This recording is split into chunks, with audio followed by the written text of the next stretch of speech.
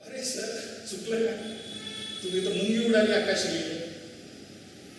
बैलगाडी उडाली आकाशी हे मला ज्याच्यावरून सुचलं ते म्हणजे आपल्या महाराष्ट्रामधलेच 4 भावंड, 3 भाऊ 1 बहीण, खूप प्रसिद्ध, गीतेचं रूपांतर केलेले, अगदी बालवयामध्येच संजीवन समाधी घेतलेले. Correct, you said it correct. Dnyaneshwar, Nivrutti, Sopan, Muktabai. तर मुक्ताबाईंनी बनवलेला हा अभंग आहे, मुंगी उडाली आकाशी. मोठा गमतीदार आहे, त्याच्यामध्ये खूप कंट्रोवर्सीज आहेत. तर यापैकीच अशाच तऱ्हेचं हे भारताच्या इस्रो सोबत, भारताच्या अवकाश मोहिमेसोबत झालं, हे आपण बघणार आहोत. So let's start seeing that. मी फक्त याच्यात एक छोटासा, मुक्ताबाईंची क्षमा मागून याच्यामध्ये बदल केला. मुंगी नाही, आपल्यासाठी बैलगाडी उडाली आकाशी. ओके, आपण गोष्ट पाहू. कोणती बैलगाडी आणि केव्हा उडाली आकाशात? याची सुरुवात तसं जर पाहायला गेलं तर इस्रोचे सुरुवातीचे दिवस, इस्रोची स्थापना झाली 1969 साली.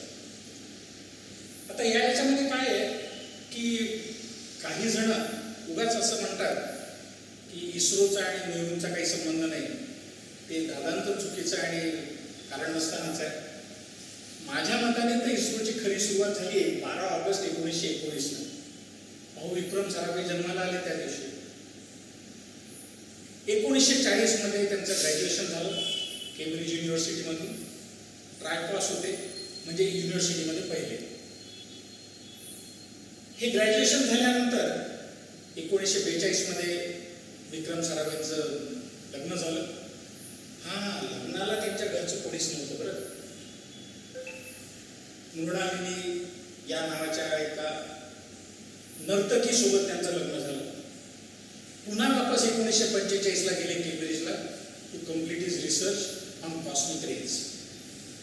आणि तो रिसर्च पूर्ण झाला. लग्नाच्या वेळेला कोणीच घरचं नव्हतं. तुम्ही म्हणाल की अच्छा, नर्तकी शिकेलं म्हणून घरच्यांचा विरोध होता का? तसं काहीच नव्हतं. लग्नाचं वर्ष कोणत्या लक्षात घ्या, 1942. आणि त्यावेळेला गांधीजींच्या सत्याग्रहाला साथ देण्यासाठी म्हणून घरचे सगळेच्या सगळे जेलमध्ये होते. विक्रम साराभाईंचे वडील हे खूप मोठे इंडस्ट्रियलिस्ट, अहमदाबादमधल्या गडगंज संपत्ती आणि प्रचंड देशभक्ती घरामध्ये प्रत्येकाचं होतं.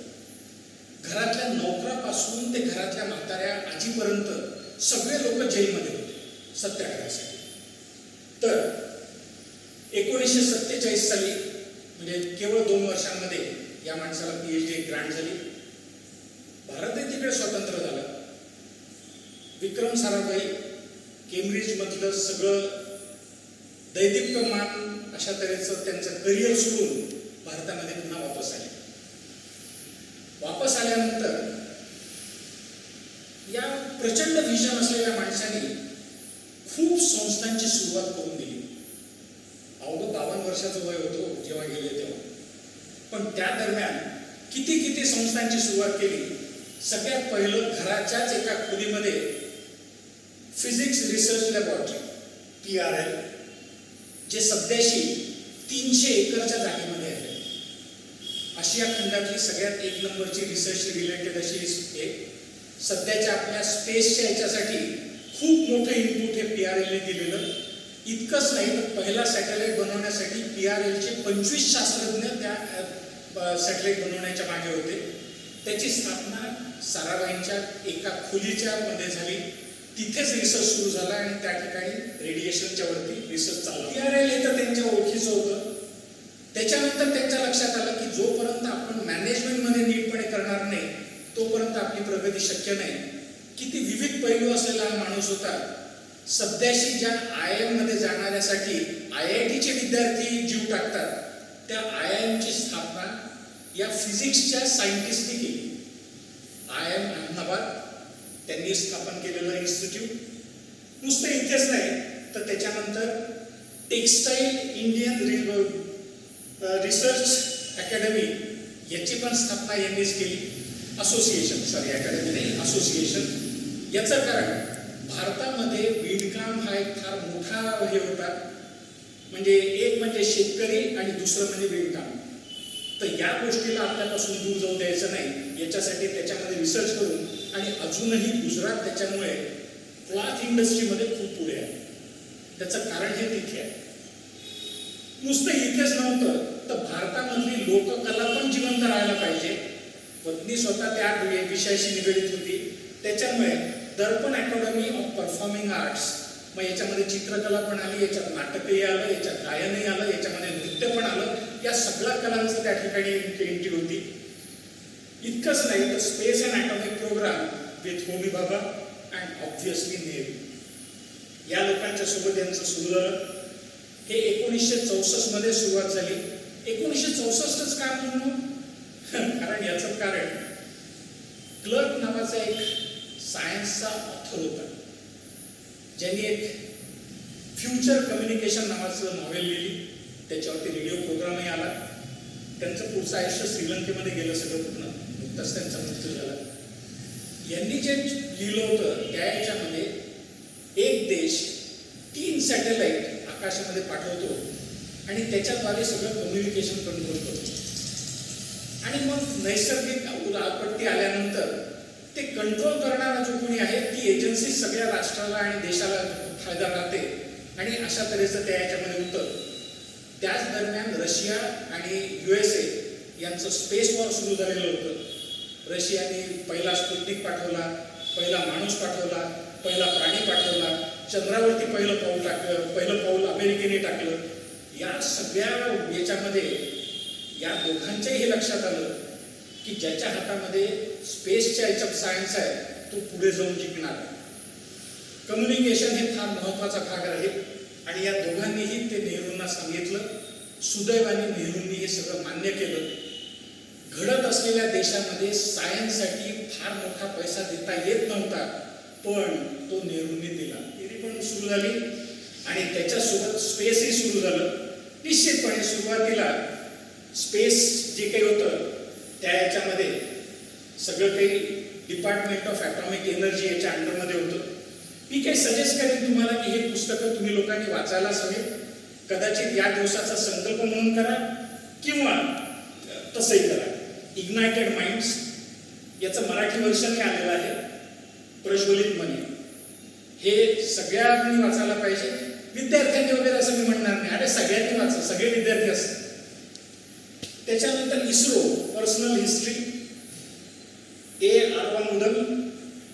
या माणसाचा फोटो आपण बघणार आहोत थोड्या वेळानंतर. हे या पद्धतीचं दिसतं. आणि याच्यासारखं फ्रॉम स्पेस टू सी हे पण एक पुस्तक मोठं सुंदर असं लिहिलेलं आहे, अब्राहम मुथुयागन यांचं. हे अशा तऱ्हेचं दिसतं. ही पुस्तकं वाचायलाच पाहिजे. त्या म्हणजे आपण देवाधर्माच्या पोथ्या वाचतो तशा तऱ्हेचं याला वाचा. सुरुवातीला इस्रो हे इस्रो म्हणून नव्हतं, ते इन्कोस्पार म्हणून होतं. आता विक्रम साराभाई हे नावं ठेवण्यातही खूप एक्सपर्ट होते. नावं ठेवणं हे तशा तऱ्हेचं नाही, मी बारसं करण्याच्या बाबतीत बोलतोय. इन्कोस्पार हे नाव ते शोधून काढलं, Indian national committee for space research. हे नाव ठेवत असताना एक लक्षात घ्या की त्या ठिकाणी कोस्पार या नावाची संस्था अजूनही आहे. जगातल्या सगळ्या सॅटेलाइटला तिथे नोंदणी करावी लागते. या कोस्पारच्या साठी मागे इन लावून दिलं आणि हे नाव तिथे तयार झालं. तर अशा तऱ्हेचं ते नाव खूप सुंदर पद्धतीने. त्याच्यानंतर थुंबा ही एक परफेक्ट प्लेस समजल्या गेली. थुंबाला काय वैशिष्ट्य आहे तर मॅग्नेटिक इक्वेटर आणि अर्थचं इक्वेटर म्हणजे जॉग्राफिकल इक्वेटर हे दोन्ही तिथे खूप जवळजवळ येतात. इतकंच नाही तर त्या ठिकाणी दुपारच्या वेळेला इलेक्ट्रॉन जर्क होतो असं. याच्यामुळे वातावरणाचा अभ्यास करायला खूप सोपं जाईल हे त्यांनी शोधून काढलं. पण ती जागा काही विक्रम साराभाईंच्या मालकीची नव्हती. त्या ठिकाणी एक खेडं वसलेलं होतं, प्रामुख्याने ख्रिश्चन होतं. या ख्रिश्चन खेड्यामध्ये एक चर्च होतं आणि त्या ठिकाणी लेडी मॅकडनमचं चर्च होतं आणि फादर डिब्रेटो हे त्या ठिकाणी होते. त्या माणसाला जाऊन हे लोक भेटले, त्यांना विनंती केली की साहेब ही जागा आम्हाला आवश्यक आहे, तुम्ही जर का लोकांना समजावलं तर ती ही जागा द्यायला मान्य करतील, सरकारी दंडू वगैरे आणून तिथे काही होणार नाही, भांडाभांडी वगैरे. हे ते चर्चची बिल्डिंग, या चर्चमध्येच पहिलं ऑफिस इनकोस पारचं. त्या चर्चची जी काही जनावरांचा गोठा होता तो म्हणजे त्याचं रिसर्च सेंटर, आणि फादरचं जे काही घर होतं ते म्हणजे विक्रम साराभाईंचं ऑफिस आणि त्यांचं राहण्याची जागा. अशा या परिस्थितीमध्ये इनकोस पार्क सुरू झालं. USA सोबत पॅक झाला. त्या पॅकमध्ये असं ठरलं की USA हे काही रॉकेट उडवायला मान्यता देईल आणि हे रॉकेट्स उडवायचे आणि वातावरणाचा अभ्यास करायचा. काही दिवसानंतर त्या याच्यामधून मग दळणवळण त्या ठिकाणी करता येईल अशा तऱ्हेचं हे करायचं. ही संपूर्ण परिस्थिती जी काही होती ते एक छोटं खेडं होतं, कॉन्क्रिटिंग वगैरे काही झालेलं नव्हतं. खेड्यातल्या लोकांनी फार मोठ्या मनाने हे सगळं मान्य केलं, कारण की फादर हे दुसऱ्या रविवारी सरळ सरळ त्या लोकांनाच म्हणाले की मला असं वाटतंय की हा माणूस परमेश्वराचंच काम करतोय, मानवांचं जीवन सोपं आणि छान कसं होईल हे करायसाठी म्हणून हे प्रयत्न करतायत, आपण यांना मदत करायची का?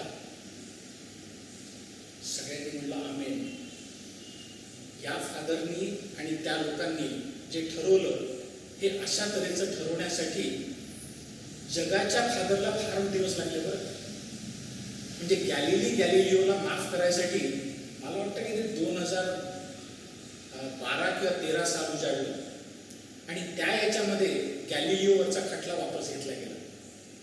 पण इथे मात्र ते लागलीच मान्य केलं गेलं, चर्च हवाली केलं गेलं, गावाच्या लोकांनी त्यांची घरदारं देऊन दिले, त्यांचं दुसरीकडे विस्थापन केलं गेलं आणि मोठा समुद्र किनारा, मॅग्नेटिक फील्ड, अर्थचं इक्वेटर हे सगळं काही यांना मिळालं. सुरुवातीचे दिवस किती कष्टाचे होते ते बघा.